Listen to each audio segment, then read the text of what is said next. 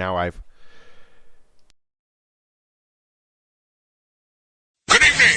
I'm Coulter Wonkite. I'm already into the 420, damn it.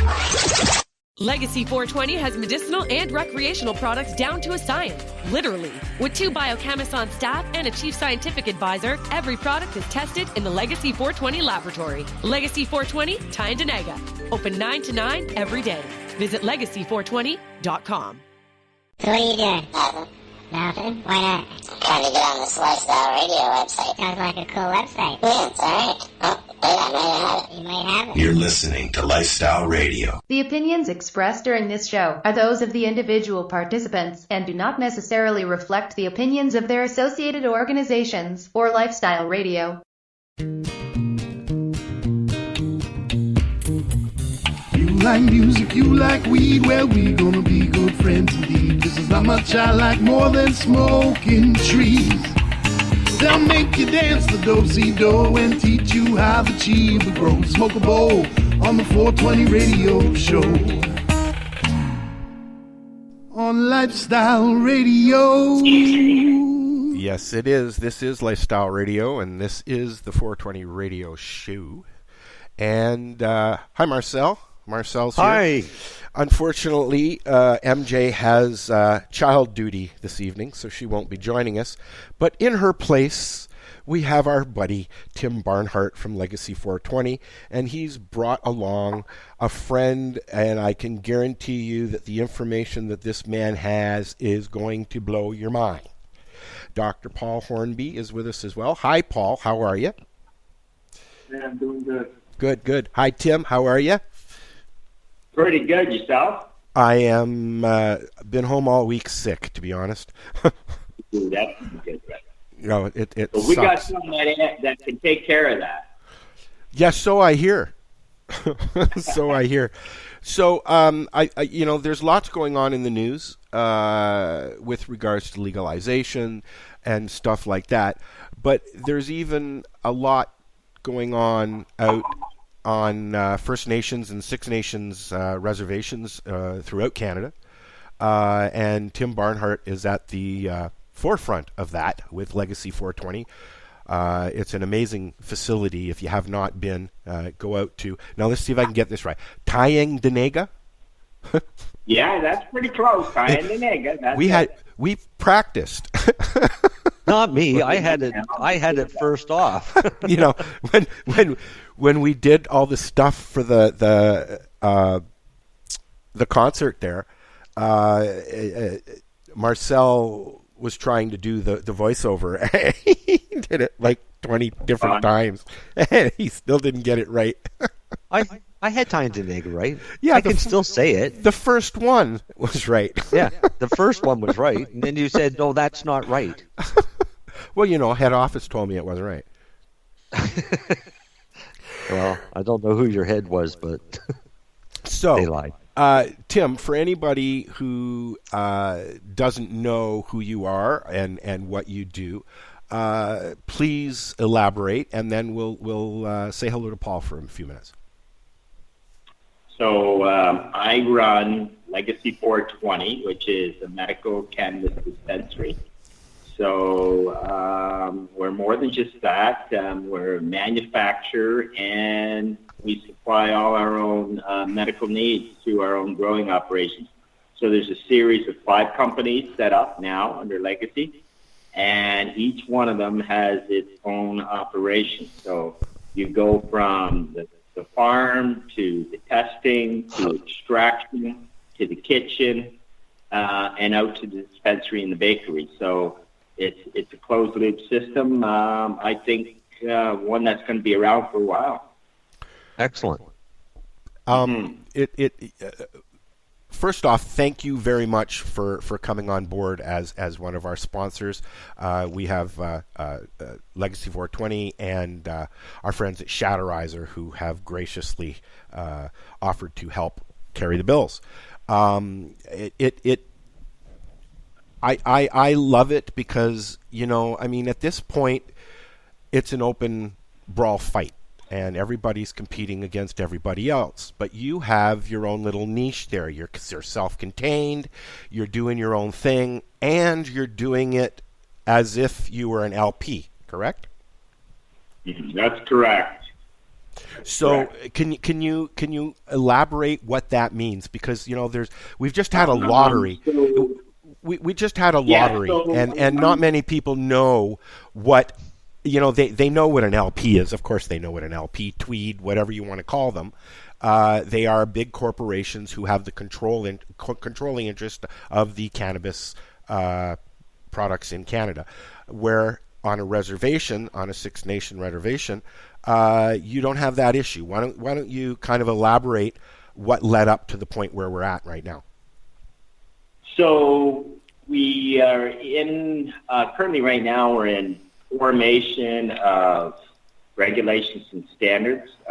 So I guess I should go back and say that when the program was first developed, the Cannabis Act, there was no consultation with First Nations. So a lot of First Nations became very concerned about some of the huge penalties, criminalization penalties, and the sovereignty and jurisdictional control, taxation. So there was a lot of issues.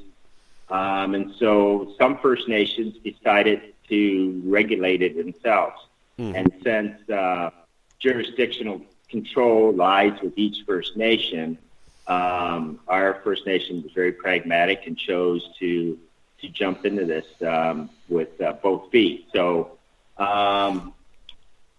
today, as I said, we are in developing standards and regulations. You're going to see probably 6 different types of licenses that you can apply for, very similar to what the federal government has created.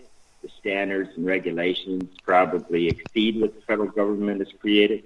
Legacy 420 is very unique. There are 28 dispensaries in total on Tyendinaga. Out of the 28, there is one other company that sells a medical grade product. And so we're going to stay in that direction. So we're not going to deviate. We're not going to fight with the province over the issue of taxation or anything like that. We're simply here to run the best medical cannabis dispensary we can. We have certain rights under the ACMPR for personal grow and designated grow, and so it looks like we might be creating our own standards along that line. So can I ask a quick question? Yes, go ahead. I'm curious to know, is the Canadian government right now even recognizing what you're doing, or are they're dumbfounded and they don't know what to do? Yeah, so no, they're not dumbfounded. I notified the government 2 years ago of our intentions. And so we wrote a 5-page letter to the standing committee, and this was brought up in a subcommittee about jurisdictional control and what we were doing. I've been in business for 4 years, dispensing now for 4 years, and I've been raising a lot of ruckus all across the country on sovereignty and jurisdiction and not be included in any of the consultation that was happening across Canada at the time. So I've been out there. So I've been to the health minister. I've talked to Eric Costin, who's the Cannabis Secretary. I've talked to the health ministry, right? I've talked to countless members of parliament about our position of sovereignty, and to no avail. They don't recognize it. You're right. They do not recognize it. They know what we're doing, but they don't recognize it. So here we are back to a situation where our rights aren't being recognized. So it's similar to the pipeline going through the West, as you see today. First Nations people, they want to they want to reconcile their differences with us, and that takes honesty and integrity, and I don't see any coming out of this government. Are you being controlled in any way? Like, can they actually? I mean, I've been hearing and seeing articles about raids on the res, and they're just going in full force. Are they going in with the res cops and the OPP or ICMP? How are they doing it? So that's how they do it. So each First Nation has jurisdictional control, Okay. and by that I mean they can create their own laws. Okay. And so what you have is some First Nations that are choosing not to opt in to this program, and they want provincial jurisdiction. So in order to have provincial jurisdiction, you got to invite in the provincial police to eradicate the system you got now and install a new system, which will probably be an LP-led system. So that's entirely up to each individual First Nation. There's 638 First Nations across Canada. Wow. From coast to coast to coast, and so everyone is going to have a different result, right? And that's just what you're seeing across Canada. There's a lot of First Nations that are opting in as well on a sovereign basis. So you're going to see that, and you're going to see probably a mix too of it, of privately held and corporate held. So, and you'll see completely corporate held. So you'll see a whole mix, I think, across Canada, but mostly it'll be a sovereign move. Wow, I know that some reservations aren't allowing it at all. Some right here in Ontario. That's correct. And it's kind of baffling considering where they are, to be honest with you. Right. So in 2016, we created the National Indigenous Medical Cannabis Association. Since then, we've been able to establish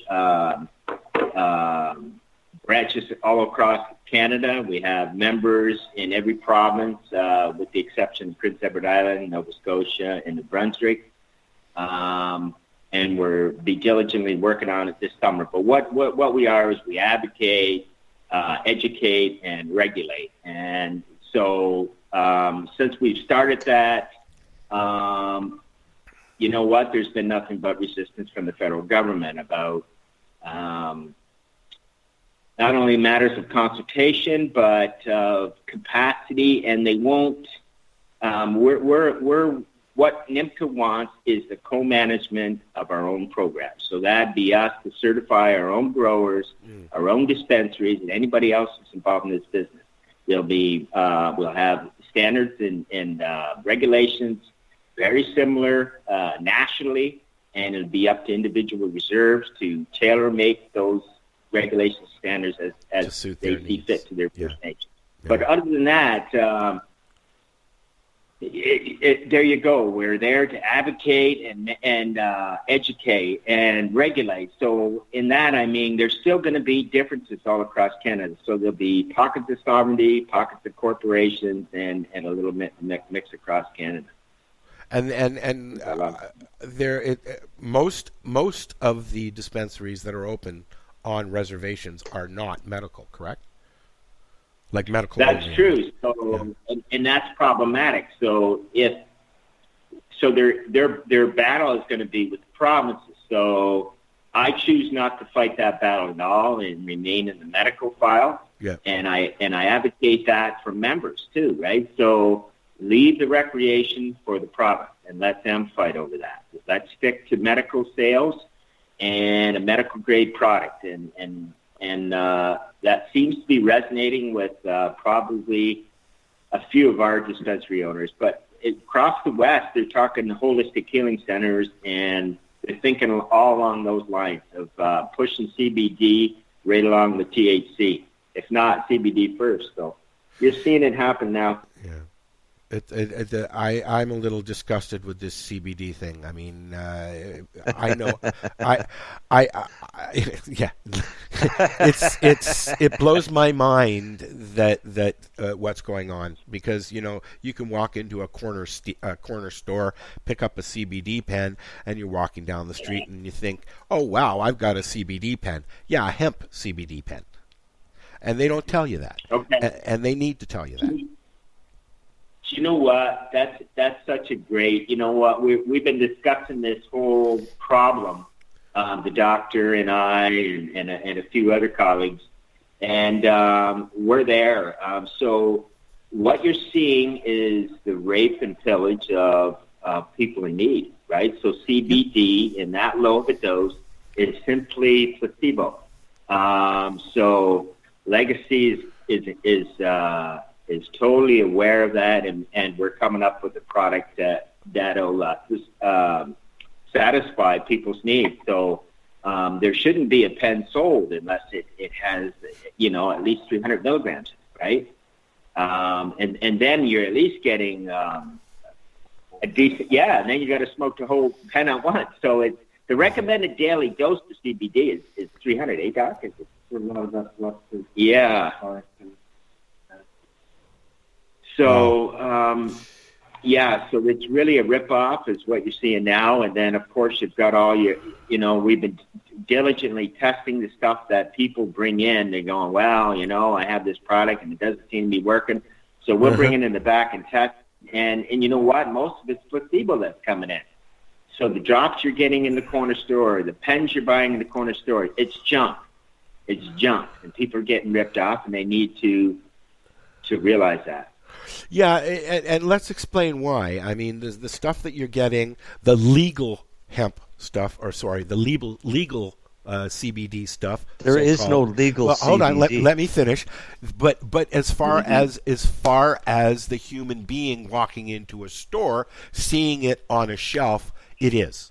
It's there. It's a product that they can buy very readily, and then they go home and they're sucking on their pen. They're going, woohoo, woohoo, this is really great, but it's not doing anything. So, I mean, people don't realize it, but that's hemp-based, and that's why it's not enough. You need a cannabis-based, right? Well, here's the thing now. Here's another... Okay, so what we've discovered in the stuff that they sell in the corner store, that it's actually synergistic, meaning it has the other cannabinoids in it. So although most of it is marked incorrectly, okay, so it's labeled as, say, for instance, 0.05 CBD, when in effect it's 0.3 CBD and a 0.2 THC. So... They can't none of put it that we tested is actually accurate on the labeling on what they're saying it's in it. But more importantly, there's always seems to be cannabis where there's CBD, so which is telling me they're using a cheaper oil, right? So a hemp oil. Okay. So it's a problem. So we need to be able to boost those rates, but unfortunately you've got government regulation now stepping in, and then south of the border, you've got more rhetoric with CBD there. And so I was hoping we'd get some pragmatic regulation around growing hemp, larger percentages of hemp, for instance, a 15 to 30% CBD, so that we could start bringing the price down. But I think we're going to have to do that on reserve only or under some sort of special condition. So really, this regulation is really about medicine. Are they going to try and regulate the hemp market as well, like that, like the CBD market? They already are. They already are. They are, eh?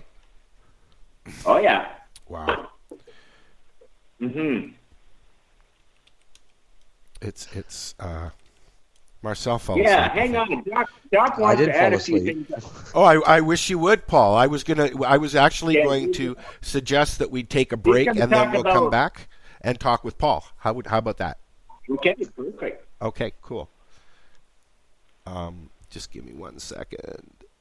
He's got to remember what to do now. No, people always message me when I'm on the air. Well, maybe they have a question. No, it's not a question. Okay, we're going to hear a shout-out from Cheech and Chong, and then we've got one of my favorite songs. It's Damien Jr. Marley with Medication with his brother Stephen.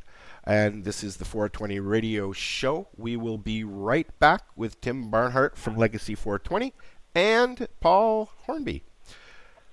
Legacy 420 has medicinal and recreational products down to a science. Literally. With 2 biochemists on staff and a chief scientific advisor, every product is tested in the Legacy 420 laboratory. Legacy 420, Tyndonega. Open 9 to 9 every day. Visit legacy420.com. Hey, this is Cheech.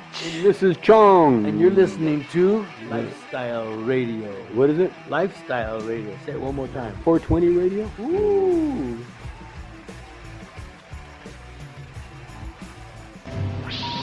Hang up and try again.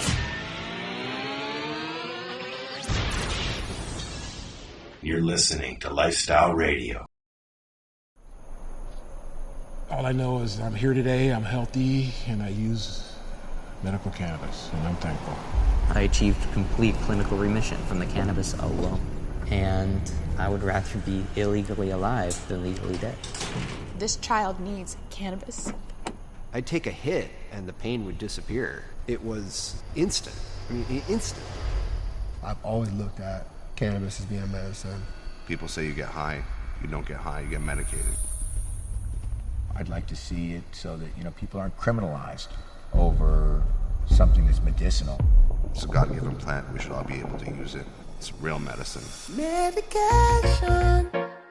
Your medication makes me high. Just be patient. I'm like a patient trying to find levitation. Run your fingers down my spine. Elevation. Your medication makes me high. Such a short way up and such a long way down. And is it a bubble like where they are right down? The way you're something off it off your way by pound. In a fields of marijuana, that is my playground.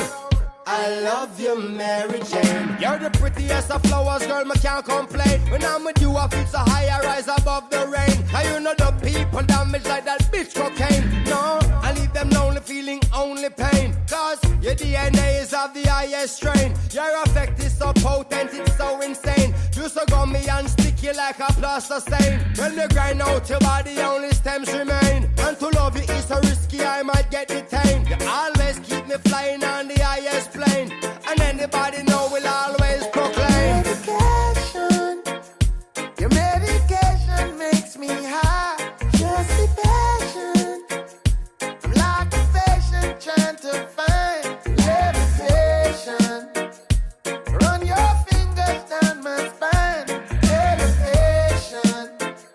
Your medication makes me high. Your leaves of green. Your purples and blues has cured little kids and old women too. And I say to myself, what a wonderful herb. And I say to myself, what a wonderful herb. Look how Babylon stood up me. Them fight you for years, for your love only per man serve years. Babylon stood up me. Them fight you for years. I know the whole of them are buy shares. You should be a celebrity amongst any tree across the 7 seas for your energy, but you're an enemy, catching felonies for the remedies in your recipes. Your medication makes me high. Just be patient. I'm like a patient trying to find levitation. Run your fingers down my spine. Elevation. Your medication makes me high. Masty, oh, you feel splendid indeed. With a little bit of black splendid in the weed. Appearance grow indoors, not a stick nor seed. And she never post ripe, it was a real slow speed. No fertilizer, natural baby feed. No cross-pollination, she's a real pure breed. Cultivated with love and she's not grown for greed. She's everything I want and also all I need. Medication. Your medication makes me high. Just be patient. I'm like a patient trying to find levitation. Run your fingers down my spine. Elevation. Your medication makes me high.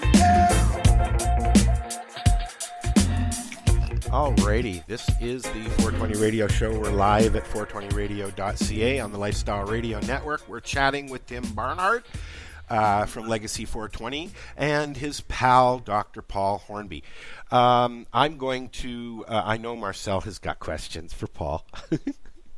So I'm going to let Paul say what he wanted to say before we took our break, and then I'm going to let you guys talk about whatever we talk about.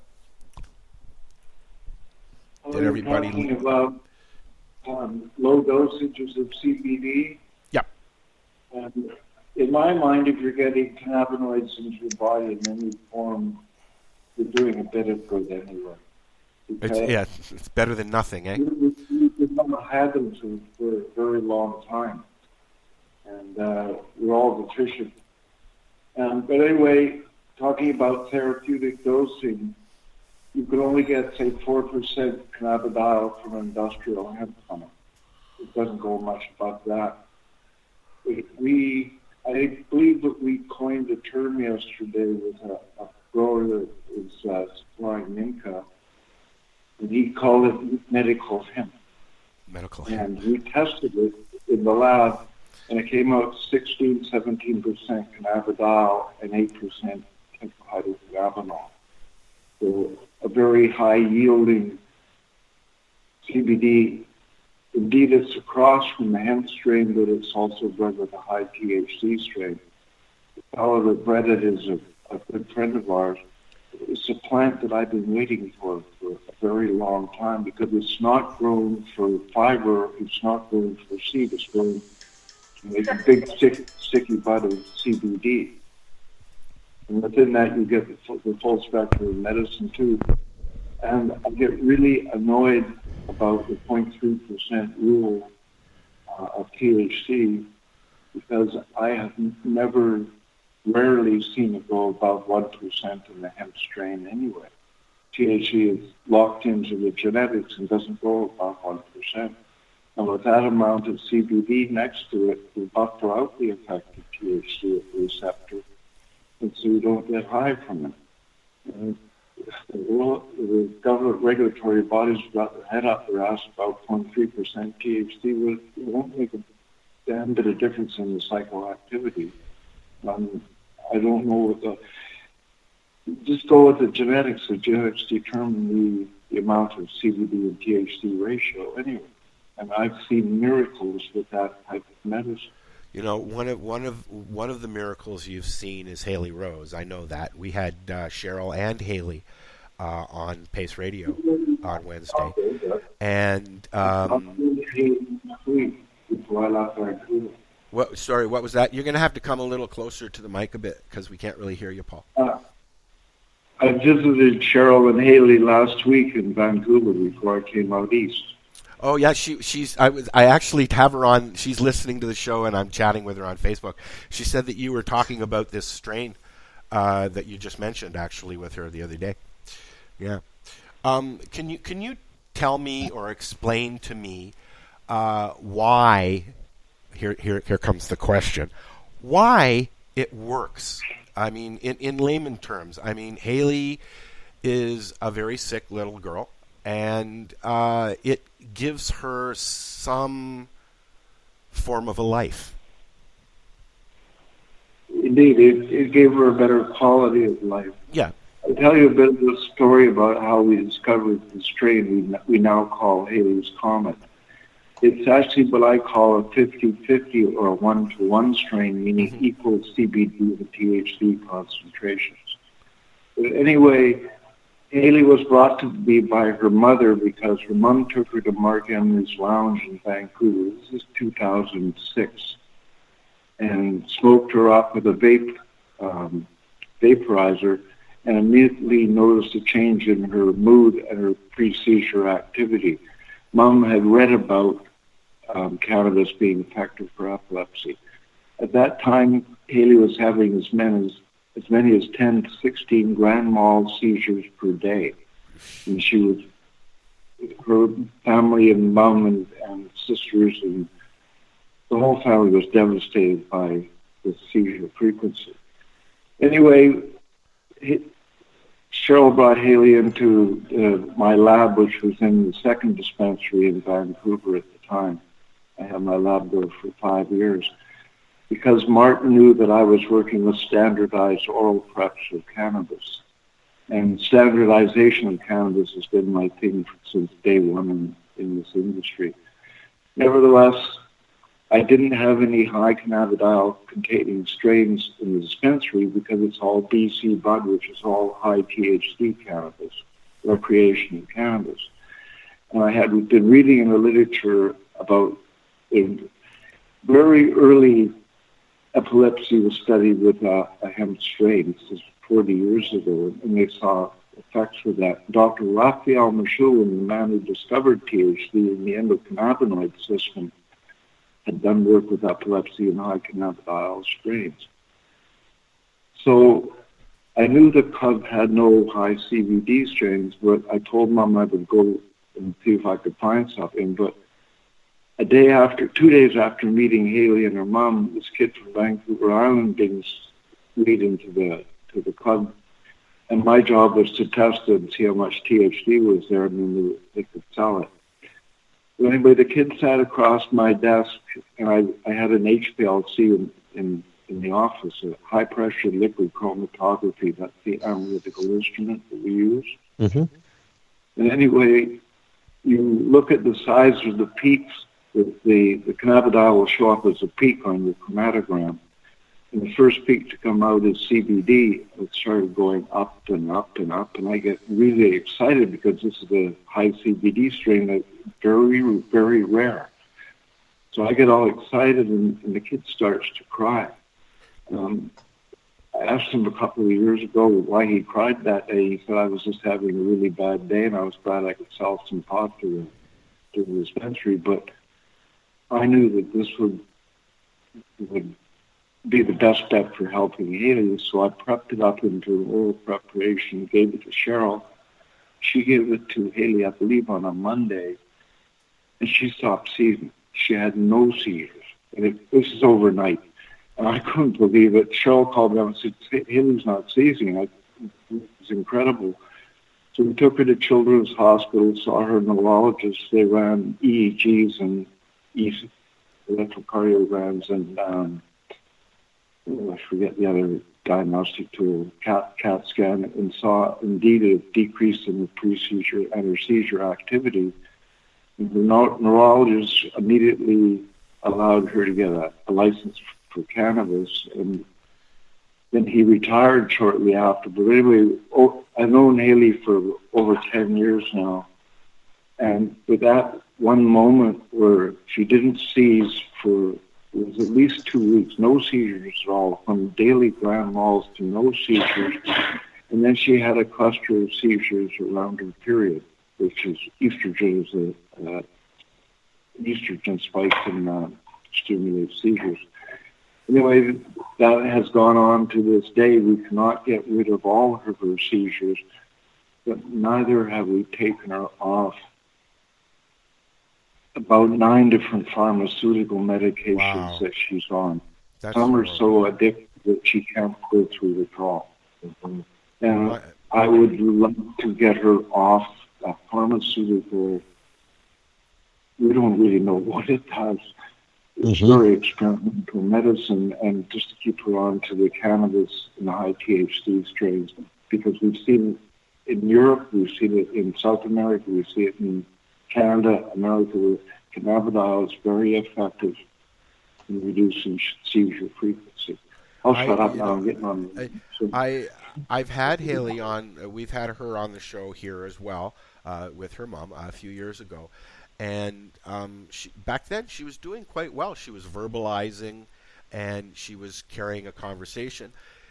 We had her on Wednesday on Pace, and she was very alert and there and able to carry a conversation and tell you what she was thinking and all that.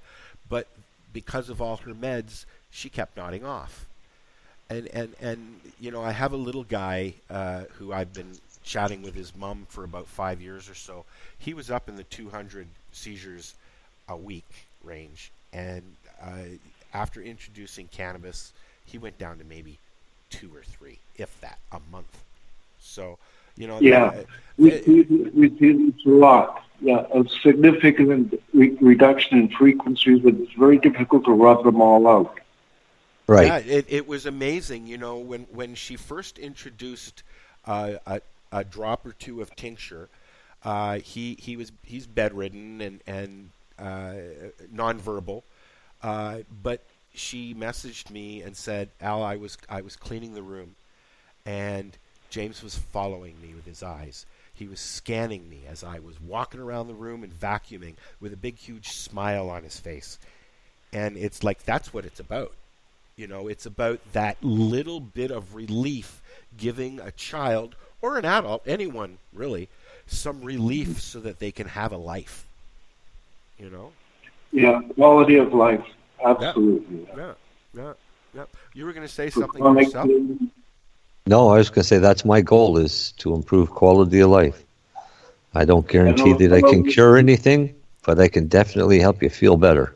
Well, that's the thing. You know, like we used to say, when I was first learning about cannabis and all that, somebody said, cannabis, cannabis will take your pain away, but it's not really taking it away. It's more like it's masking it. Is that true? Like, it's not actually stopping the pain. It's more like making you not remember it's there.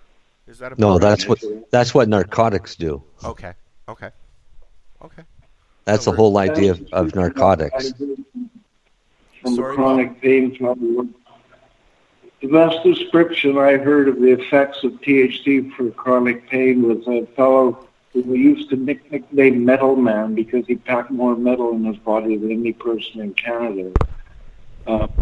He said that it moves the banging drum to a distance. The banging drum of pain, it moves it away to a distance. Why is it that, you know, I mean, I have neural pain, I have diabetes, and a few other things, pain-related, fibro being one.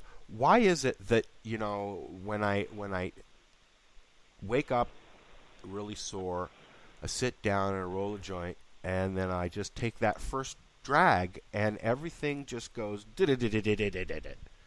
It's like a domino effect, and then eventually, you know, my feet stop hurting, and I feel a tingling, and life is coming back into my body. Can you maybe explain to people why that is?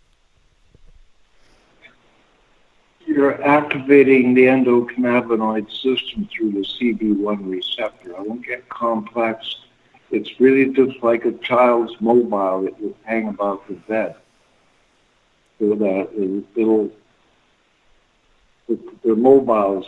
How do I explain the mobile? They stimulate. You understand that?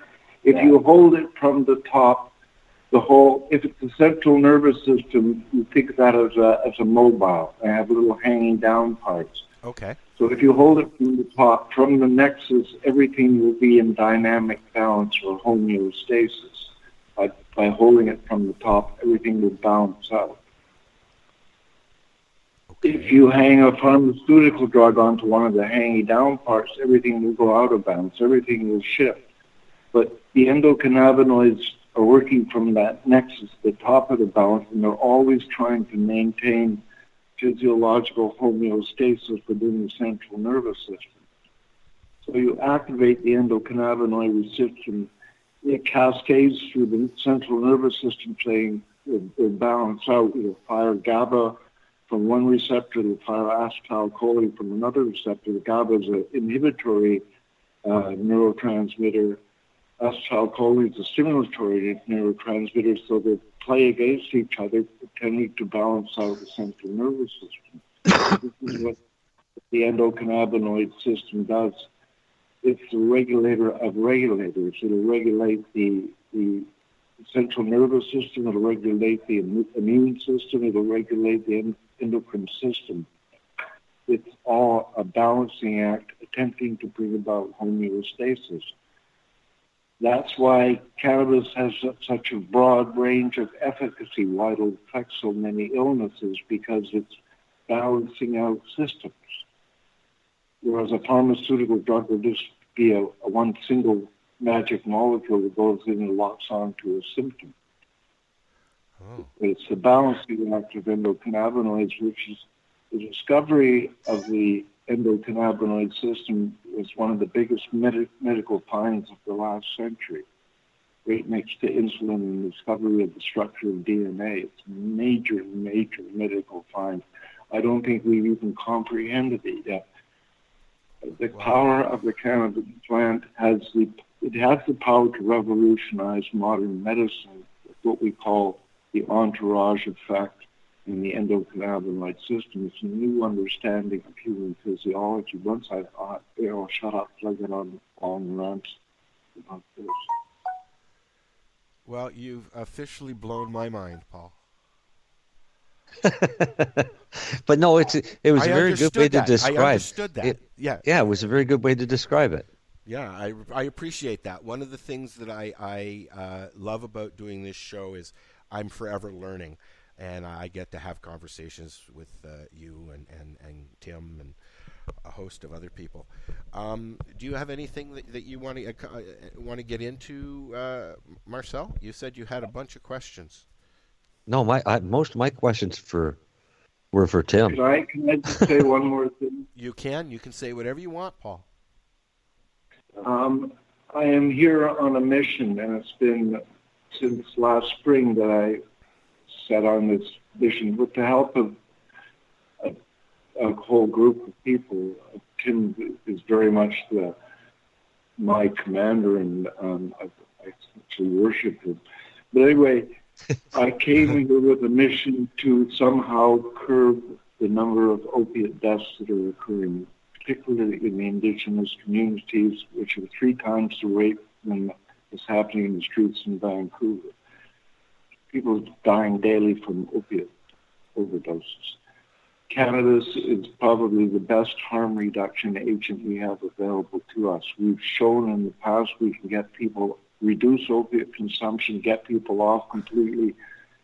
And now with legalization, we can get them off the opiates and give them a meaningful job in the cannabis industry. There's 8,000 jobs available right now. We can train them as growers, extractors, packagers, retail sales. We can taper them off opiates and give them meaningful employment. Can I ask you? I'm not high saying this. This is a mission, and we've already started it, and it's feasible. And we can not only do a harm reduction study, we can do a cost reduction study. We can save the government $10,000 a year for a methadone addict. We can do it for $7,000. Wow. Yeah. Wow. We do a thing called HOPE, the Hamilton Opiate Prevention Experiment, every other week at the Lounge Guntonistas where I hang out. And we have regulars come in and get packs. And, I mean, they keep telling us, please don't stop. This is even if it's, once or twice a month, it helps, Sure, we can get crystal meth addicts off. We call it hippie crack. It's actually shadow. We give them a crack pipe, tell them to go through the same ritual, and they get a big hit off of high THC cannabis, and often go and lie on the couch rather than going out looking for another hit of crack. Get a crack. And we break the addictive cycle. Using shatter, you said? Why not? That's a good idea. That's yeah. a very good idea. Yeah. So they get the same ritual, but then they tend not to do the usual pattern. Well, yeah, I could see that because, I love my nectar collector, but let's be frank, it's a crack pipe. And it is, the same procedure. It is. Okay. Yeah, it is. That's your crystal meth pipe. Yeah, but if you put shatter in there, it does. Yeah. Yeah, they could use the same pipe. Yeah. We can do a switch. Let's switch campaign. Yeah. It's all about harm reduction, guys. So it is. Yeah. Yeah. And whatever works.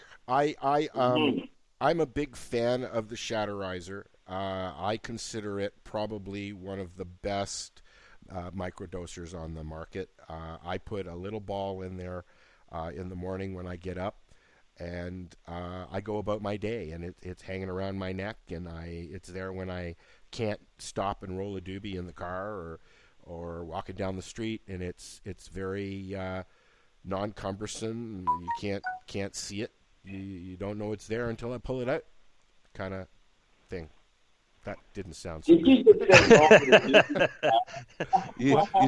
you pull it out often now. Yeah. Yes, I do. I do. I will admit this. I do. I'm just teasing. I know. I have another question for Tim, though. Yeah. And I meant to ask this one earlier. And my question is, have you heard anybody complaining about being harassed by cops after they leave the reserve? I have heard. I haven't, small scale, so there have been people who have their products sitting openly available. Right. So they've been charged with not paying a tax, similar to what they do with the cigarette. So it's a contraband type thing as opposed to illegal. So that's how they're treating it. Are they fining or are they taking it? Well, you know what? I really can't say because both times I've seen it, it's been tobacco and cannabis. So there was a fine given for the tobacco, but I don't know if that included cannabis too. So I'm not 100% on that part. So if you're listening, put the tobacco and pot in the trunk and lock it up. That's what I tell every people. I say get a box, leave it in your trunk, and lock it up. That's what I say too. And then they need a search warrant. They can't then, under the current legislation, they could come and grab you up to 2 hours in your home.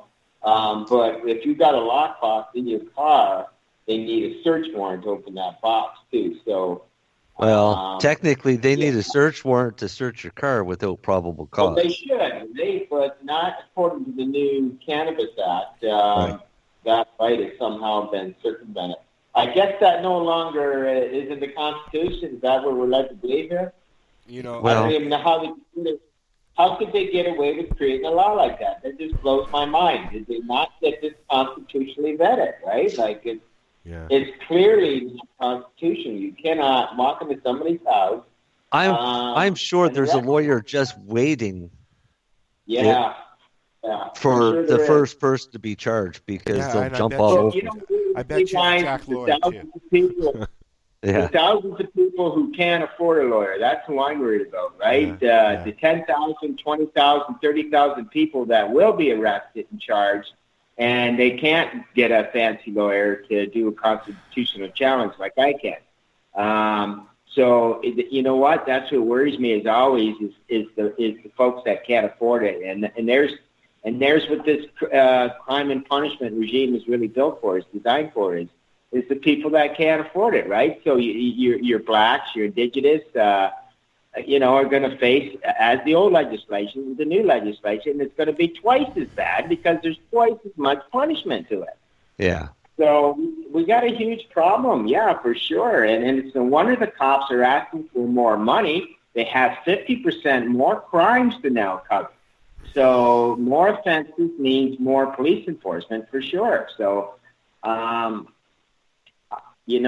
and I just hope that our First Nation leaves a lot of that nonsense out of our regulations. It's just craziness. Yeah, it's a bit of overkill. It's overregulated. That's what it is. I mean, there's regulations. There's being pragmatic about things, and then there's overregulation. Right, like all LPs are mandated to spray their product with herbicide or pesticide. I mean, there's 3 applications out of that Health Canada LPs that are actually filed for organic. So my question is, what the hell are you feeding our patients then? If none of that product is already, so you're meaning to tell us that you're feeding us medical patients something that's not only sprayed with a pesticide and herbicide that's mandated by the government, but also radiated. So there's no medical value or very, very little medical value left to that plant as it's radiated. Really? So, yeah, really. And so I say this is another class action lawsuit just waiting to happen. Wow. We're going to take another quick break, guys, and we've got another pal of ours, Darcy Pittman, who's going to call in and join us, and I'm sure that you'll have fun talking with him, Tim, because he's the master grower at Truro Herbal Corp. and LP, but an LP, it's an LP with a twist. Yes, yes. It's a patient. Yeah, I'm digging it. A patient by patient LP that is coming into the market, and they are working very diligently to remain within the medical community like you are. So this is the 420 Radio Show. We are live here at 420radio.ca and lifestyleradio.ca. Let me think. What was I going to say? I can't remember, so we'll go to a commercial. That's what we were going to do. No, I just looked at the screen and I saw. I'm going to put a song on because this whole situation really doesn't make sense. And it's by the Killing Time Band, and it's a song that they did a few years back now, which is still very pertinent because in Canada we are legal, but they have basically. The Canadian government has basically stripped the medical community, those people who really need it, those people who were instrumental in having this whole legalization happen in the first place. They've been left behind. So we'll come back and we'll talk with Darcy and Tim and Paul and Marcel and anybody else who I can come up with in my brain. What is Darcy's last name? Pittman, yes. Yeah. We'll be right back. If I can hit the right Legacy button. 420 has medicinal and recreational products down to a science, literally. With 2 biochemists on staff and a chief scientific advisor, every product is tested in the Legacy 420 laboratory. Legacy 420, Tyendinaga. Open 9 to 9 every day. Visit legacy420.com. Tug lightly on this bowl of mine. Well, my screen has seen some better times. Well, my buddy poked a hole, now my weed falls deep inside. Please tug lightly on this bowl of mine. Catch the Reefer Reporters every Monday around 4:20 p.m. Eastern Time, only at 420radio.ca.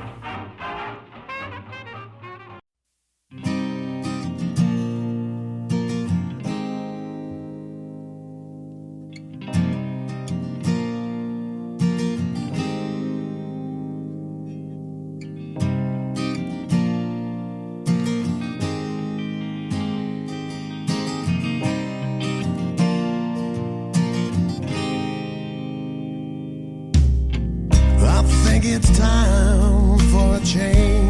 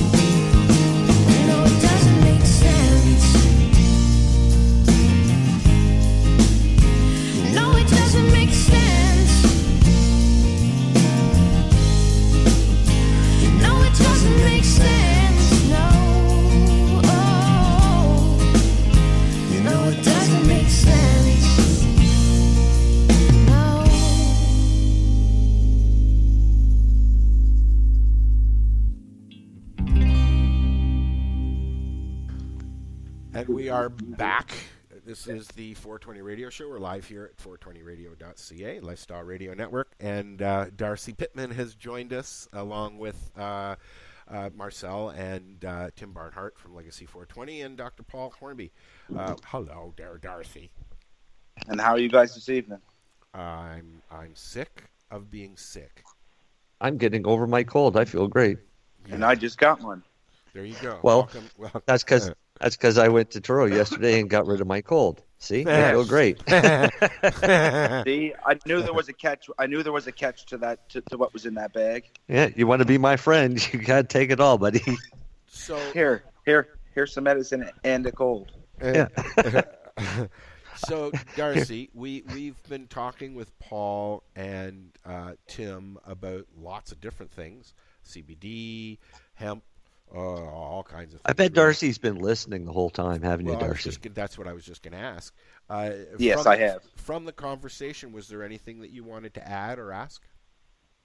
Well, no. First off, I wanted to say to Paul that I've been following his work for years, and I'm a big fan of what he's doing and what he still has yet to accomplish. And I just want to throw that out there first. Yeah, he tried to cancel out on us today because he's sick, but he came just because you're here. Nice, awesome. I like the sounds of that. But flattery will really get you nowhere.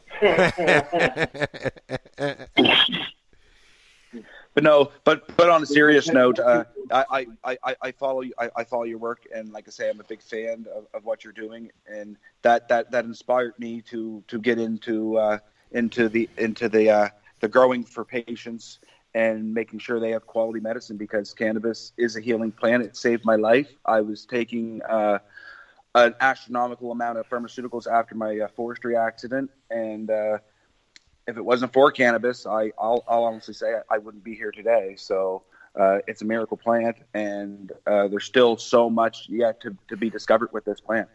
So actually what we have going on here, folks who are listening, is Darcy works for an LP, and Tim is what I would like to call a self-made LP. Essentially, he's on a reservation, and he's running his business as if it was off the reservation. The difference between a government LP and a indigenous run business is not that big of a difference, is it? Well, there can be. The difference would be if the reservation doesn't put in regulations in place to ensure the quality. That would be the only thing. And like Tim explained, that's exactly what they're doing, is they're putting in their own regulations, which is awesome. Yes, but my point was, at Darcy working for Truro Herbal, they are mandated by all these regulations that some aren't that great, are they? Well, yes, no. I mean, it's the safety. It comes down to safety and quality. But as far as the other things go, like what's going on in some of these other LPs, like irradiation, pesticide spraying, not flushing product properly. I mean, these are all things that are detrimental to the health and safety of the patient, and it shouldn't be allowed. And it happens. It's happening still. And I mean, you do not what's happening after you see it in the news. Like when you do the follow-up story, nothing really happens. Do they get fined? No. Do they get a slap on the wrist? That's about it. And it shouldn't be allowed. There should be stiff penalties for these things, man, because you're talking about the health and safety of what's going to be soon millions of Canadians. Mm-hmm. Exactly. Good point. There's where, like Marcel said, we're an LP with a twist, because we care about what the patient puts into their body. At Truro Herbal, that's what every one of our staff members takes the safety of patients into consideration. Now, where Tim, you said you've been doing this 4 years now. You've been open. Yes. Okay, so for 5 years, I have been watching Darcy and his company wait for their licensing. And in that time, you've built what they've built, but you're already in operating mode. Okay? They can't do anything until they get that slip of paper. Which is really unfortunate. Let me explain how that works. So when you're on First Nations and you create a business, you can't take that business to a bank. You can evaluate that business well, but you can't take that to the bank either. You can't take it to the stock exchange unless you incorporate. And when you incorporate, you give up your tax advantage. And so you're playing, So for those reasons, I knew that and I knew that we had the right to do this is the reason why I took off very early. I was the first guy on a First Nation across Canada to do this and started a big-time trend. And so to me, this wasn't really about the plan. It was about sovereignty and economics is what it was about. So, so if I hadn't have done it this way, there'd be no growth at all. Yeah. To me, it sounds like it would be. It's a really expensive thing to do from a personal standpoint, because I mean you got to hold all your money somewhere and you can't put it in a bank. So I mean, and then you can't go stuff. Buy a rock mill, a rock company, and build shit. So if we all believe in what we're doing, we all put our money where our mouth is. And so I've been growing cannabis for almost 40 years and growing it commercially for about 16 years.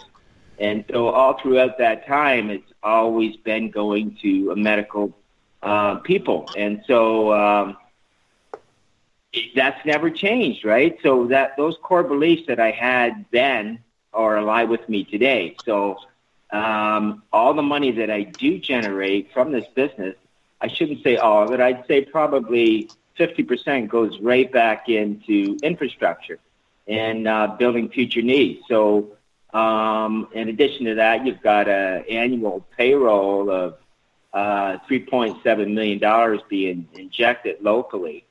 Not to mention all the people that are coming and filling up gas and cigarettes and all that other stuff, stopping at the restaurants and gift shops and stuff like that. So it's a huge economic spin-off for First Nations who do decide to regulate and standardize them themselves. And I think more people should be looking at this as an option of maybe getting away from the province entirely and maybe starting to renegotiate some of these agreements we have with the federal government.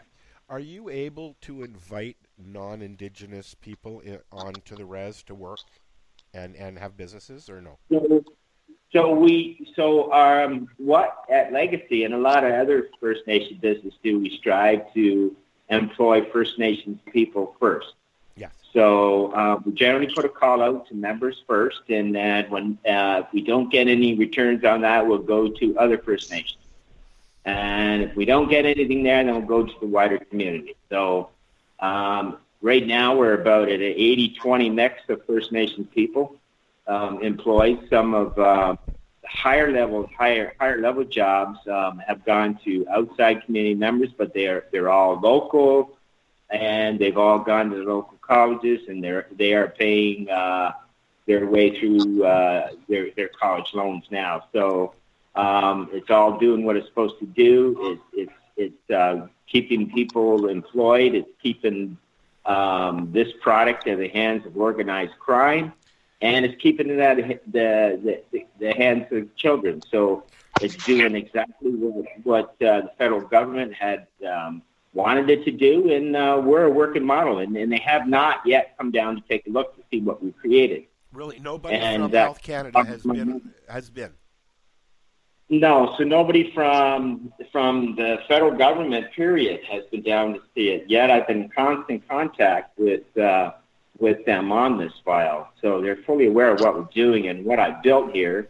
A state-of-the-art facility, self-sustainable, seed to sale with tracking, and a POS system. That's all ready to go. So we were ready to go in October 17th. We were ready to go last month. We're ready to go now. So we just need a license from our nation, and off to the races we go. Wow. So how long do you think it'll be before you get your licensing from the First Nation? So they're hoping to have licensing up in April, and then start tackling other issues like standardized grow, micro grow, standardized cultivate, or standardized processing. So they're breaking it up into various divisions. Okay. And going to hammer away at the standard regulations as they go along. But the first one to be done is dispensing. Are you allowed to legally offer your products off the reservation? So we're working on that right now. If we do, then we give up our tax advantage. So how it's working is you have to come to the reserve and actually do the purchase for us not to charge a tax on it.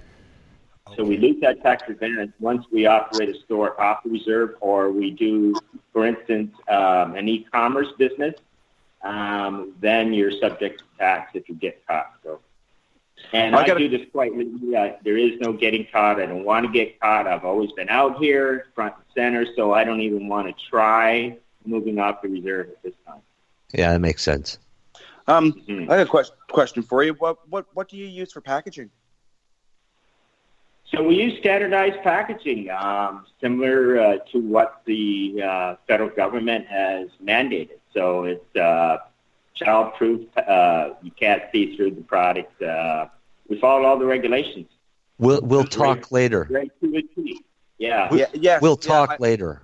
Yeah, I have an interesting conversation to have with you about packaging. Yeah, that's for later. Yes. Oh, come on. No, you'll like it. Oh, you'll love it. We'll end up having a whole show on it soon. Now, don't worry about it. Okay. We'll just bait you with that. Teaser. Yeah, there's your teaser. But yeah, we'll definitely have a conversation with Tim. Awesome. I have a question for Tim. Where'd he go? Yeah. Oh, there he is. Are we going to be seeing the headstones again next summer? Probably not. Oh. So the concert, although it was a huge success for me to be able to do that, to host actually the first rock cannabis concert in Canada. That was the first. We were able to pull that off, but it was very costly. Yeah. So I spent probably close to $250,000 directly with that, and we didn't have enough of a profit margin. So I think probably what we're going to do is have a customer appreciation day at the grounds, and maybe get some local talent in and grow it that way, grow it locally, and hopefully morph it into something big. Good. I enjoyed it. Yeah. I had a great weekend. I did too. I thought the quality of the music was excellent.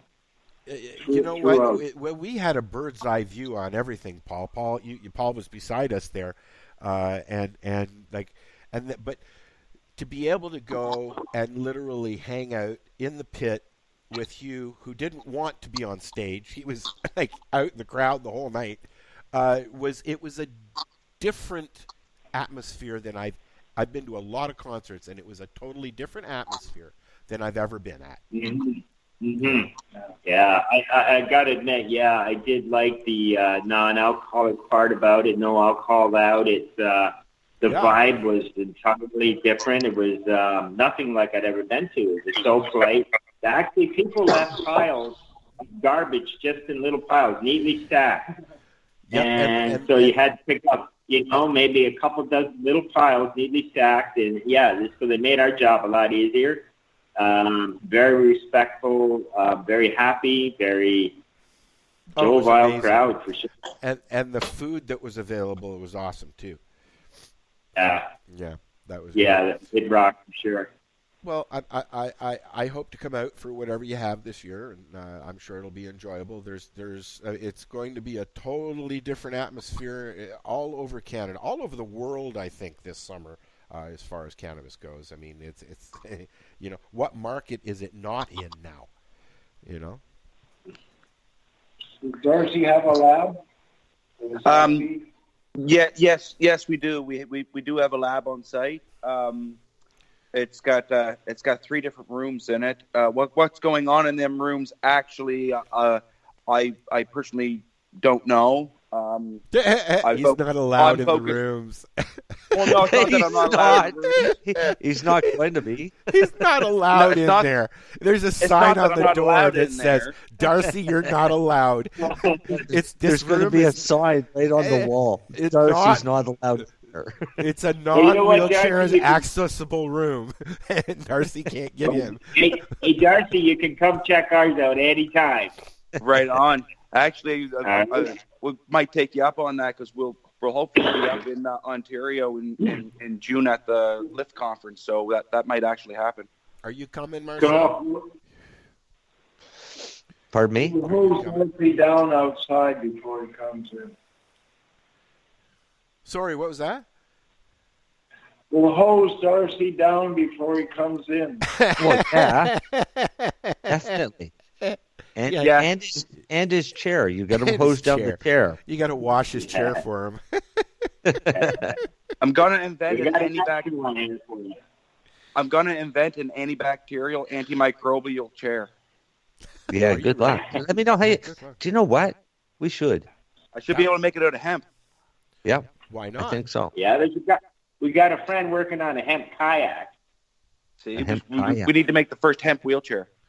That would, you know what? And also electrical hemp brick that actually retains a charge. Yeah. You can literally. And we can put that like wheelchair. Solar panel type thing. Yeah. Yeah. There's your battery for the wheelchair.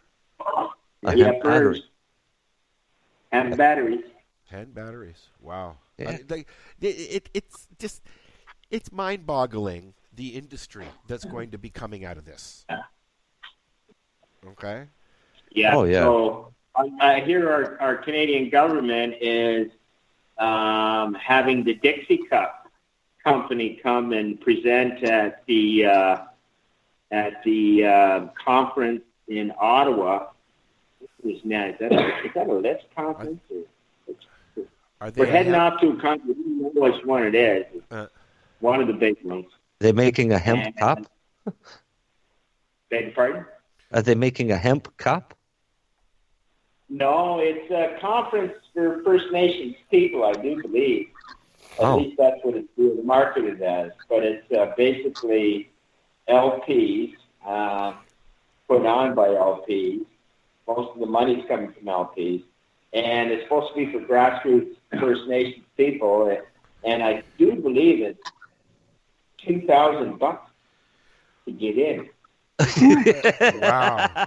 Wait, it's for First Nations people, but it costs $2,000 to get in. No, maybe that's not right. It's $2,100 for the table, for us to rent a table for the National Indigenous Medical Cannabis Association. Wow. And I think I'm not sure of the fees, but it's expensive. No grassroots people can afford to go. I mean, we could have barely afford to send the people we're taking. It's going to be well over $10,000 just to send the 5 people we're sending. It's just ludicrous that, that they're just milking people to the system. I mean, no different than what the Ontario government did with the lottery system. I mean, they had 17,500 applications applied to get into that lottery. with 25 states, I mean, that certainly is a lottery. But they made a grand profit of $14 million out of it. Just each person had to pay a $75 entry fee. Yeah. You know, so what are they going to do? Start introducing 25 at a time for the next 5 years until their mandate's done? Well, yeah, because then they can make all that money. You know, $15 million for every 25 dispensaries. That's a pretty good revenue. You got it. You know, they're trying to pay for boating trips and stuff. You know, so. Yeah. They're paying for the enforcement issue. Yeah. What do you have do you have dispensaries on the res? Or not dispensaries, lounges? Do you have lounges out there too? No lounges yet. Why is that? Liability. Okay. Liability. Yeah, so the roads, they're already deathly afraid of car accidents. And quite frankly, so am I. So I know the effects of this when it's concentrated because that's all I do myself. I vape concentrate, a very potent concentrate. So I know its effects, right? I've seen people hit the floor, right? Grown men my age who've got high cannabinoid tolerances hit the floor like a ton of bricks. And I've had friends of mine drive 20 minutes away, 20 minutes, and have to pull the vehicle over. So, yeah, I've done that before with people with what is the safe level, right? And what is not only the safe level, but what's the safe time, I should say. Not so much the level, because we all have a different tolerance. Yeah. But what is the safe time when you deem a person, okay, like he's had enough, like what is that safe time? And until I see an industry standard, if you will, coming from the industry, I don't know if I want to get involved in that, right? So liability, it follows right back. It follows under the alcohol laws, and so liability traces right back to the bar owner, which will be the dispensary owner. It's the same thing as the owner of a lounge is responsible for that person walking out of the door, getting into their car, and driving down the road and having an accident or worse. They are responsible for that, just like a bar owner does. You know? I mean, thank God it doesn't happen very often. Okay? Because, I mean, most people have common sense, right? Well, they tend to have more common sense when they use cannabis, not when they use alcohol. Well, yeah. I think the big issue though is when you're mixing.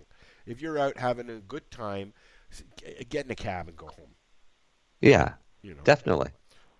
Yeah, there you go. There's the solution. Like, I mean, I hear what you're saying. I'm in a lounge 3-4 days a week, okay, hanging out all day, watching all different types of people from all different walks of lives, and it's everyone has one common goal, and that's to enjoy themselves in a surrounding where they feel comfortable.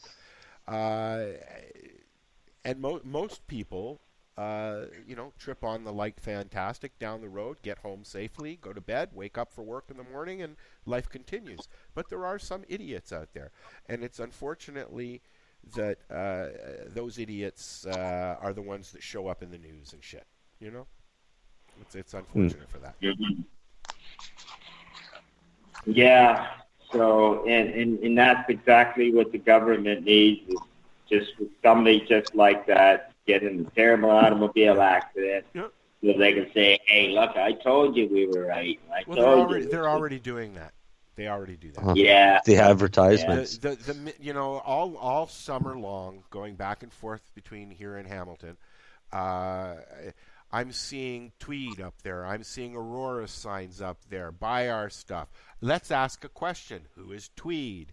What is cannabis? Blee, blee, blah, blah, blah. Doing everything that they're not supposed to be doing, advertising. And now, all of a sudden, there's no more advertising on those billboards except for the big mad Health Canada tweed drug driving campaign. Okay, you drive down the QEW, and you see a big pot leaf on a sign that says "impaired is impaired," and then you see a little bottle of pills and a little needle down below it. But the pot leaf is the most prominent thing there. Well, because it's so dangerous. Don't be messing with that. Evidently. It's bad for you. You know what, guys? That's the moral authority speaking there, right? So that's no different than the temperance movement of the Prohibition era, right? So even more so now with the changing of the guard at the province of Ontario. So you're going to see more of that rhetoric for the next 3 or 4 years. But in that, you're going to see many dispensaries opening. So they're going to say one thing and do another. Yeah. Economic and voter power is really what's going to take the day. People overwhelmingly in Ontario and across Canada support legalization and deregulation. So they'll say one thing and do another. You're going to see those big pot signs just for them to say, look, we're doing something. And why they're doing that, they're going to be selling millions and millions of pounds of cannabis every year. So let's try not to get too concerned about the current rhetoric.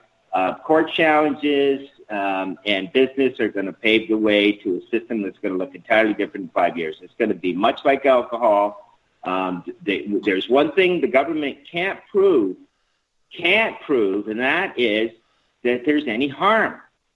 So if they can't prove harm, then they can't regulate. So the next court challenge should be with that in mind, right? So here we got substances like alcohol, right, and gasoline and flour and sugar that you can buy copious amounts, enough to kill yourself, right? Yeah. I can go and buy hairspray, and what they do, I don't know how they do it, but the kids are inhaling that, they right? Huff it. Yeah, and hang and stuff like that, right? And here we are worried about a substance that's never killed anybody. You got people really, dying. You got people from dying eating Tide Pods, for fuck's sakes. Right. But again, now girls, teenage girls are boiling used tampons and getting stoned from it. Oh, yeah. Yeah. Okay. Holy God. What's this world coming to?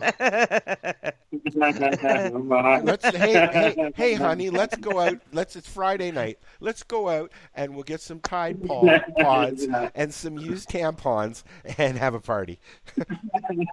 have a good old hoot nanny. Yeah. Yeah.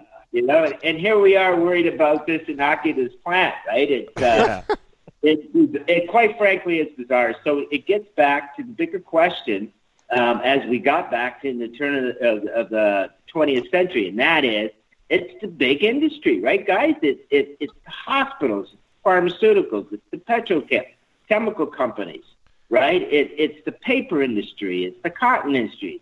It's the same people. It's the same industry. It's the temperance movement. It's the religious right. It's the Catholic.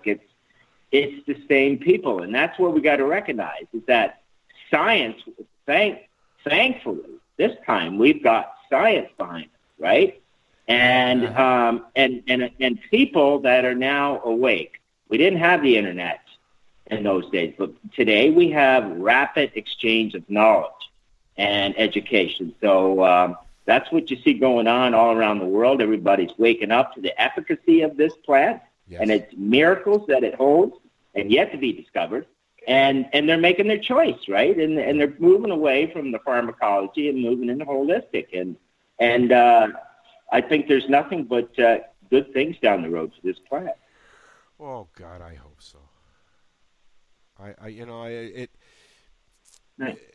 When you're dealing with people's health, never mind the fun aspects of it. When you're dealing with people's health, I know for a fact, Marcel doesn't have cannabis, and he is not Marcel, and the same with Darcy, and the same with me, and probably yourself, Tim, and Paul. And I mean, everybody uses it for whatever reason they're using it, but I've been around it all my fucking life, hearing that it's good for you by doctors, by other people, watching movies, watching documentaries. I mean, the information is there.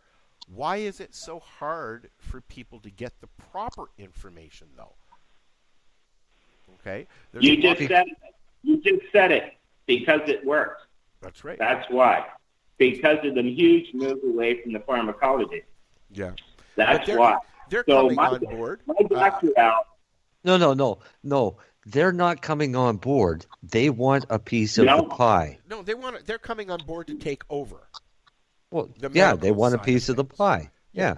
So what we're seeing happen now is we've got our recreation, we have our home grows, we have our 4 plants, and companies like Shoppers Drug Mart are going to control the medical side of things. That's what I see. They hope. But it's not just Shoppers Drug Mart. It's not just Pharma Plus is in it. All of the big pharmacies are in it. Even some small pharmacies, as we know. Wink, wink. Hi. Correct. That's correct. That's correct. I just caught that, Al. Yeah. I knew it was coming. That's the way it was going. Yeah, that's what happens when you sit beside me for 5 years, Marcel. Yeah. So guys, those groups you just mentioned are the people that I mentioned at the turn of the last century, turn of the 20th century. Those are the same group of people, right? So it's pretty much the same players. Yep. The LCBO got the handout, right, to control the licensing in the provinces. So it's basically, alcohol sales are going to take a huge hit, up to 20-30% hit. So here you go, guys. Is it the LCBO that are really controlling it, or is it the AGO? It's the government, really, that's controlling things and just appeasing people. What is the AGO? The Gaming Commission. Or AGC. Is it AGC? What is it called? Is it not all the same? Is it not all the same? Yeah. It doesn't matter who. It's the government. It's all. It is the government. You're right. Yeah, you're right. It's going to be an interesting ride, guys. Indeed, fun. Change is good. I don't mind looking at the TV through the cheap seats. I've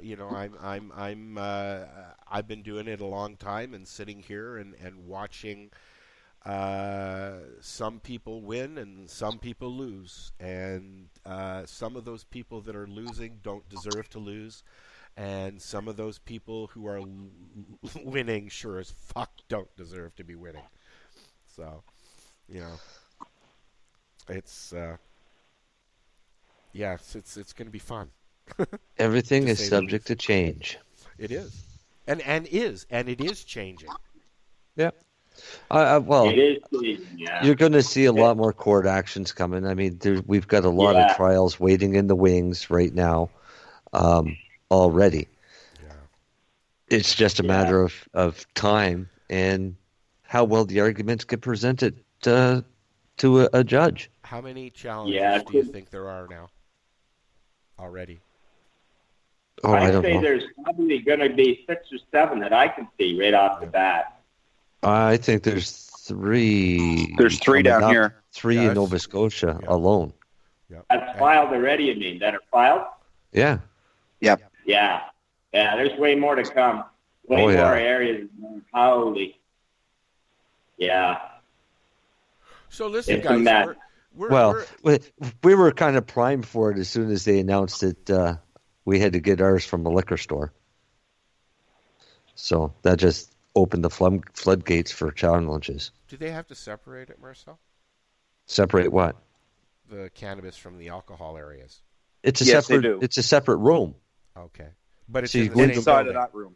In the same building. You go in the liquor store, they've got a little room off to one side or whatever that you go in. It's like walking through a maze.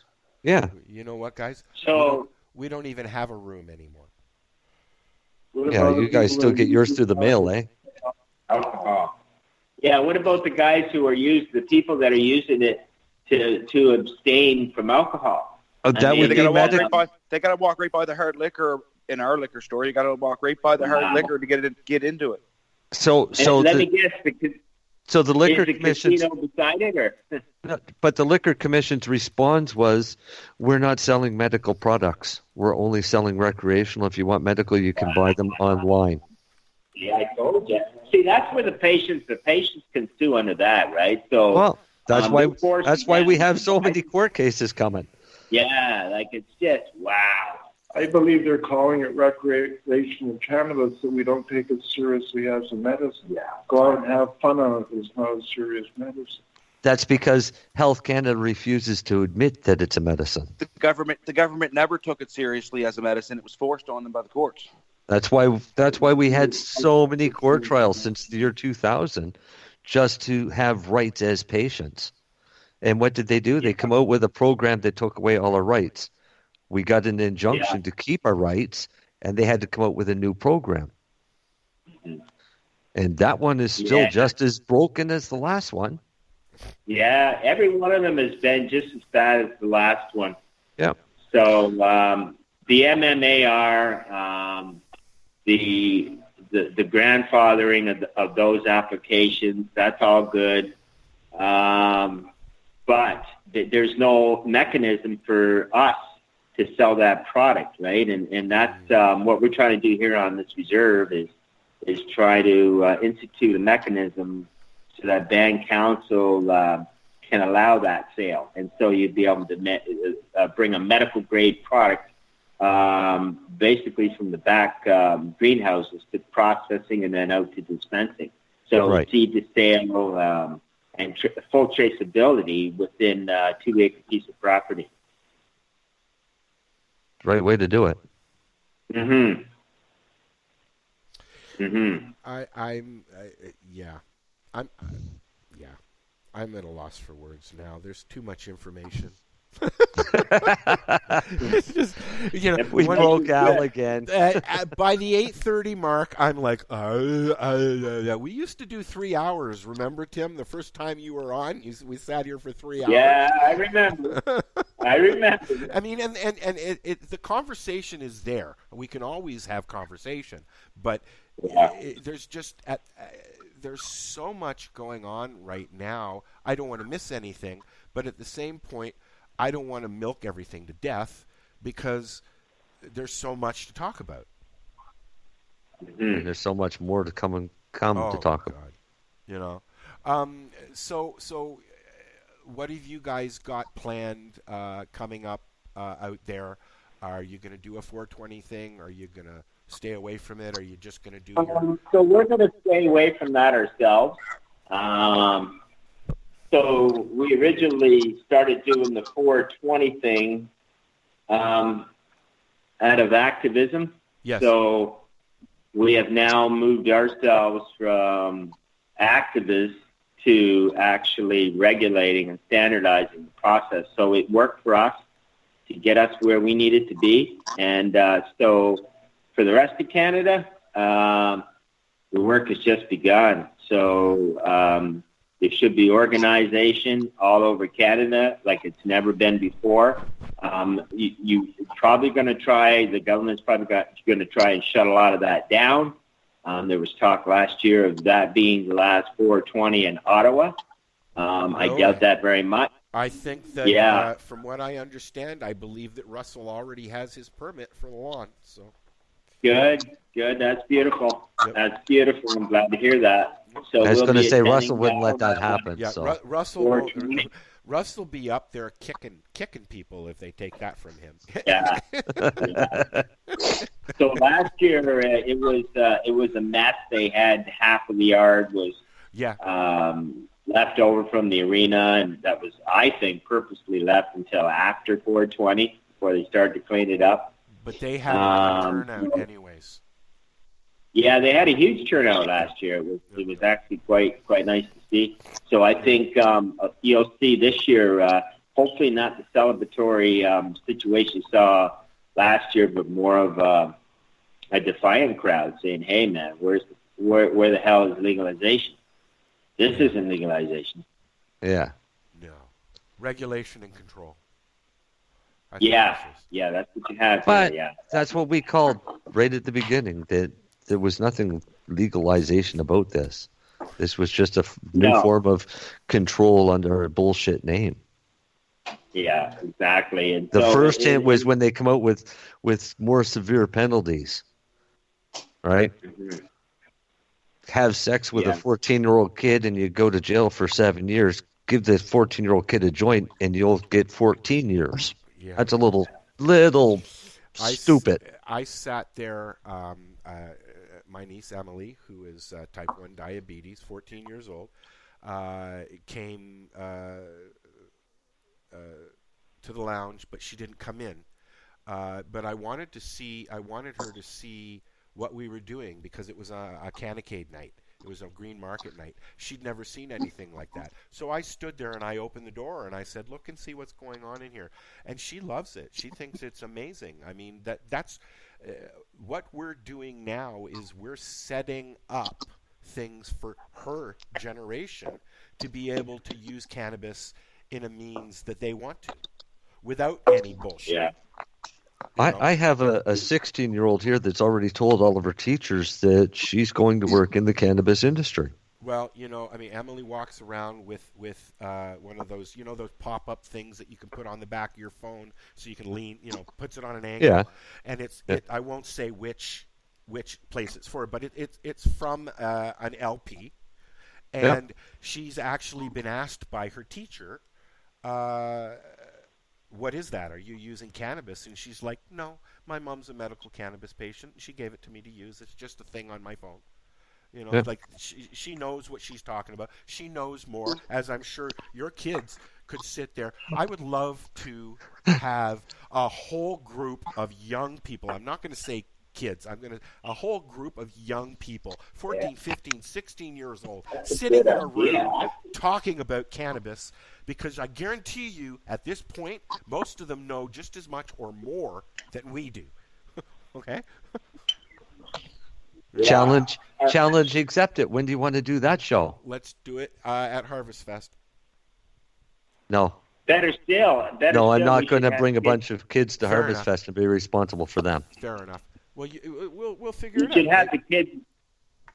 Go ahead, Tim. Have the kids report on the behaviors of the parents as they're medicating. Yeah. Maybe even put them on film. I just saw an article that said that if husbands and wives smoked cannabis more with each other, they wouldn't be fighting as much.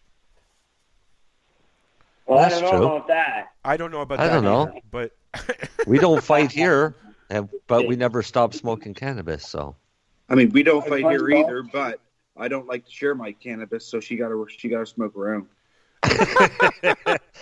I just got tired of rolling for her, so she had to learn to roll her own. Family.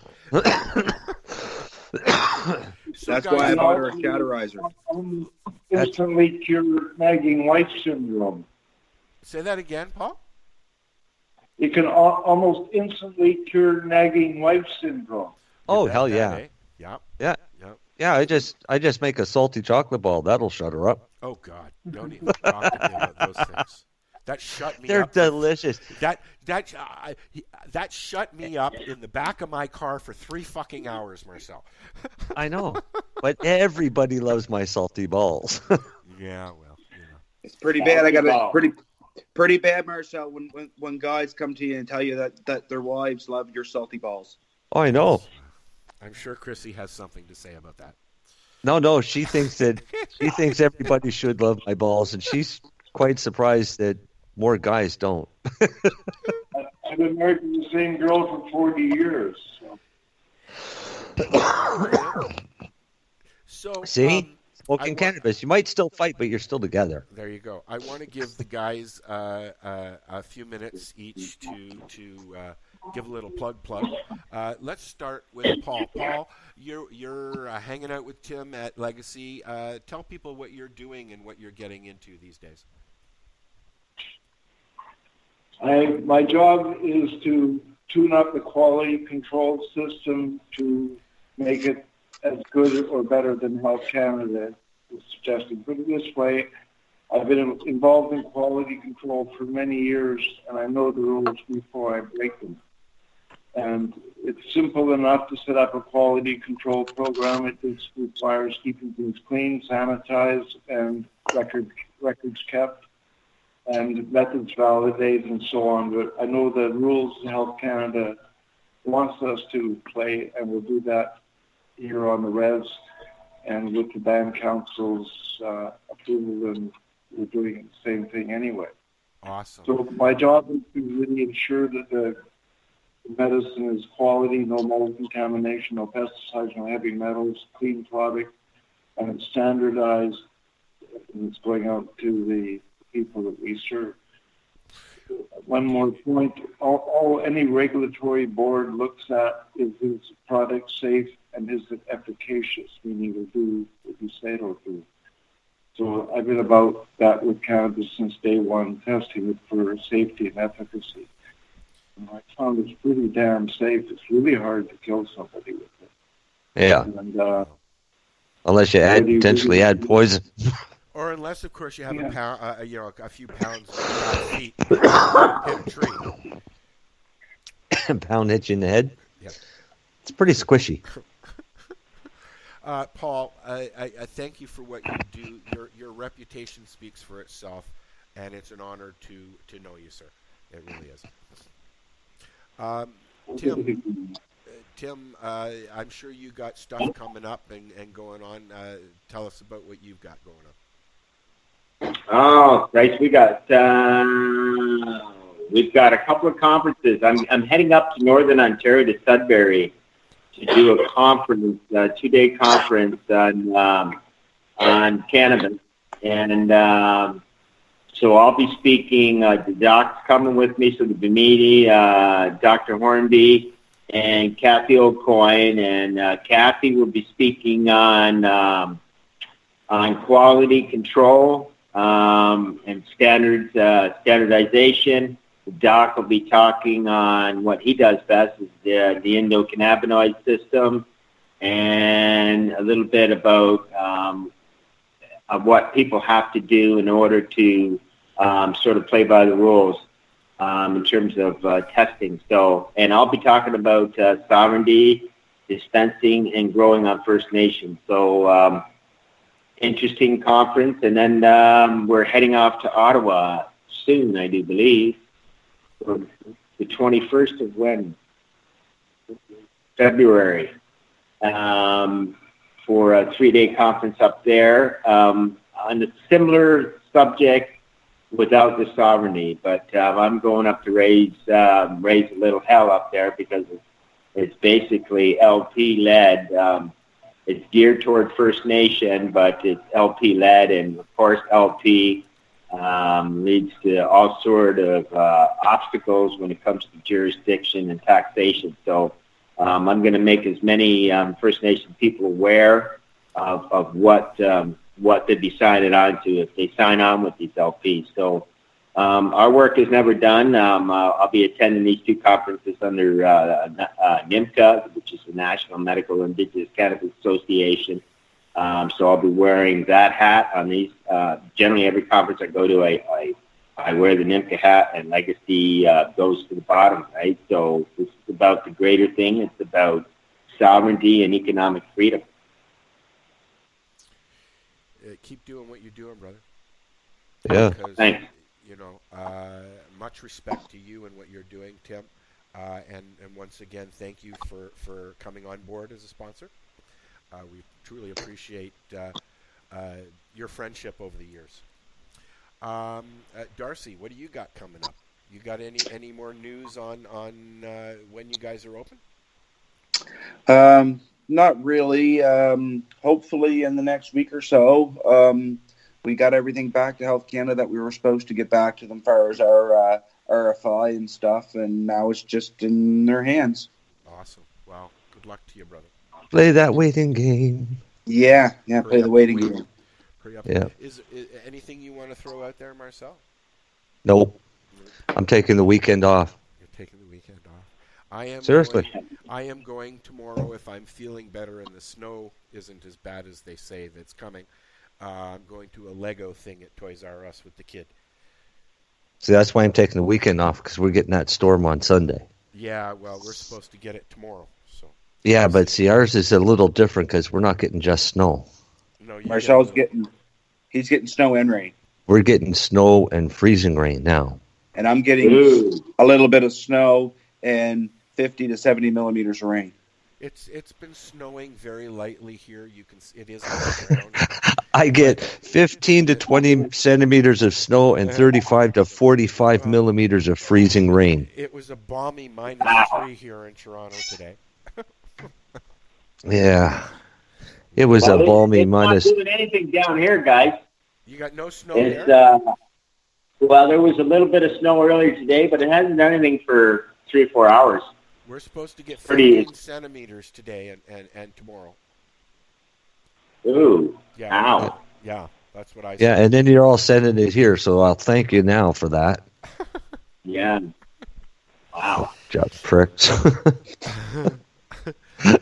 Well, gentlemen, I think on that note, we're going to wrap things up, unless there's anything you guys else wanted to jump in on. That didn't make sense, but you know what I meant.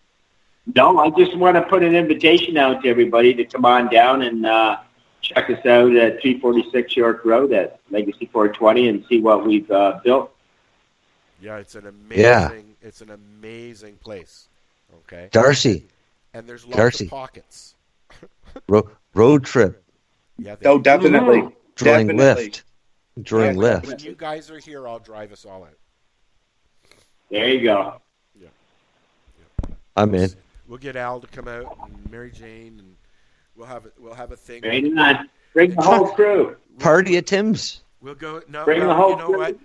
That's what I was going to say. We'll go and we'll sit in the warehouse in our big circle like we usually do when we go out. Do you have an office yet, Tim, or is it still...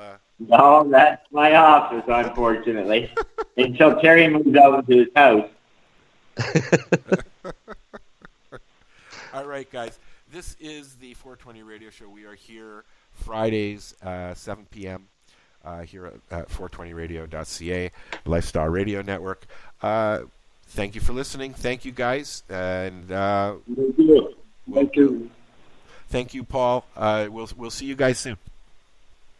Okay. You run a very relaxed radio show. Thank you, sir. Thank you for saying that, Paul. Appreciate it. We'll be back next week. Good night, guys. Peace out. Okay, have a nice night, guys. See you guys. Legacy 420 has Okay. medicinal and recreational products down to a science. Literally. With 2 biochemists on staff and a chief scientific advisor, every product is tested in the Legacy 420 laboratory. Legacy 420, Tyndanaga. Open 9 to 9 every day. Visit legacy420.com. Tug lightly on this bowl of mine. Well, my screen has seen some better times. Well, my buddy poked a hole, now my weed falls deep inside. Please tug lightly on this bowl of mine.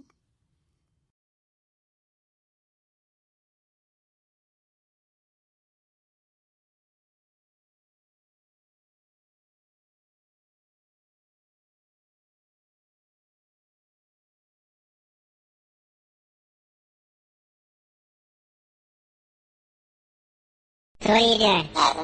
Nothing. Why not? Trying to get on this Lifestyle Radio website. Sounds like a cool website. Yeah, it's alright. Oh, wait, I might have it. You might have it. You're listening to Lifestyle Radio. The opinions expressed during this show are those of the individual participants and do not necessarily reflect the opinions of their associated organizations or Lifestyle Radio.